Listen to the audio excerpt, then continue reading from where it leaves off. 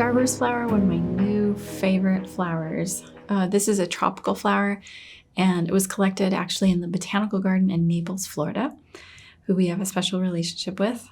And in that area, the Starburst flower is actually an invasive species, and I love it. I have a thing for invasive species. I mean, supposedly they are invasive species, but I have a thing for plants that like to take over, and they usually have really interesting healing qualities and benefits, and I like them. So Starburst, as you can tell, is this incredible explosion of star-like flowers. It's also known as shooting star, and it grows in bushes, and it, if it's growing in an area that it's not native to, it likes to absolutely take over. It has these like little hooks, and it will just sort of root itself in everywhere and anywhere.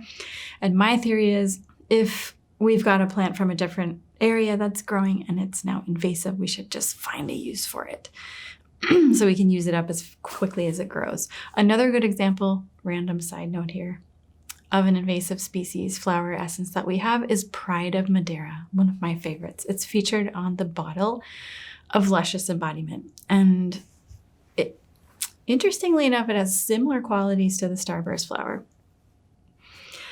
Such a great flower for the times. It is about self-fulfillment, autonomy, really deeply, profoundly trusting yourself.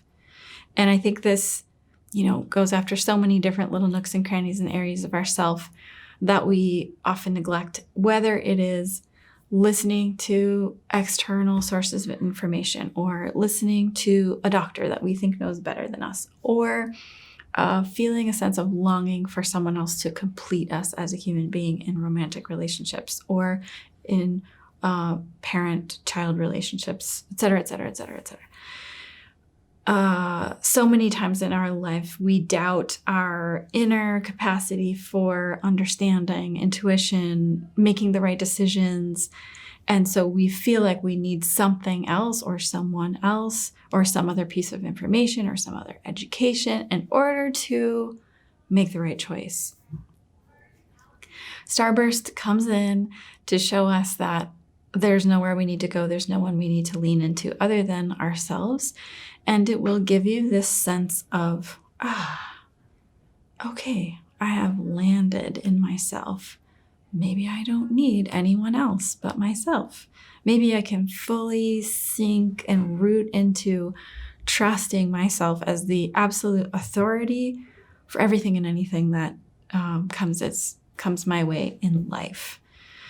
So as you begin to work with the Starburst Elixir, I would love to know how you're feeling. And we're making so many changes in the Flowerevolution. We're going to be moving to a platform that is much more interactive, so we can communicate off of FB, which is exciting. And it's a really beautiful platform that probably some of you already know about. So stay tuned for that. It's coming soon. And I want to say that as you begin to work with the Starburst Elixir, it works very quickly. Within a few days, I would say you will already start to notice little threads and whisperings of sort of like this sense of like asking yourself little questions like, that's the kids. It's pickup time when we're recording this video. Yay, we have a micro school and the kids here are fabulous. It's very inspiring. Another example of taking charge and doing what you think is right and not needing any outer authority to approve or tell you it's okay. So you will begin to feel a sense of, I don't need anything outside of myself. And wherever that hits for you, for some of us, it's relationships. For others of us, it may be, I need someone with wisdom or an elder with experience to tell me which is the right way to go. Or what are the latest, studies if we're looking at things that are popping up last year and this year. Starburst encourages us to really know with every cell of our body that we know what's best for ourselves on every level, in every form of patterning. So enjoy the ride with Starburst. As usual, sometimes there can be a slight healing crisis with any of these single flowers. You may feel the ease around the benefit side, or you may experience an exacerbation of seeing yourself, not trusting yourself. Either response is totally awesome. So enjoy all of that. I would say for the next 3 to 4 weeks that you're working with this magnificent tropical explosion of stars flower, be hyper aware of when you are able to trust yourself and when you look to external sources of information or people to help you make decisions.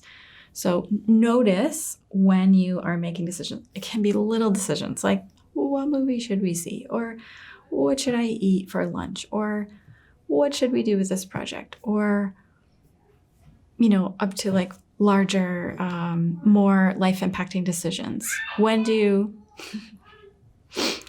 root into yourself and it doesn't even occur to you to ask anybody else? And when do you find yourself in a habitual pattern of asking outside or looking outside for information? Something to be aware of for the next week. When do you trust yourself and when do you look outside? Enjoy.